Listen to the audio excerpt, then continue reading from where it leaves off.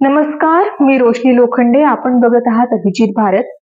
नागपूरमधील Ramjhula hit and run प्रकरणातील आरोपी रितिका मालू हिला राज्य गुन्हे अन्वेषण विभागाने अर्थात सीआयडीने अटक केली आहे.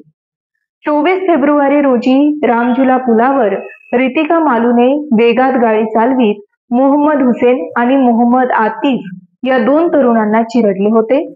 या घटनेनंतर गाडीत बसलेल्या रितिका आणि तिच्या मैत्रिणीने घटनास्थळावरून पळही काढला होता. बुधवारी नागपूर जिल्हा व सत्र न्यायालयाने रितू मालूचा जामीन फेटाळल्यानंतर सीआयडीने मालूला मध्यरात्री अटक केली.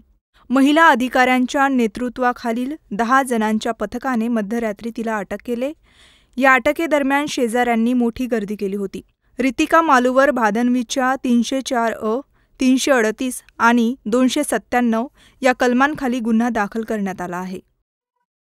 अशाच नवनवीन घडामोडींसाठी बघत रहा अभिजित भारत.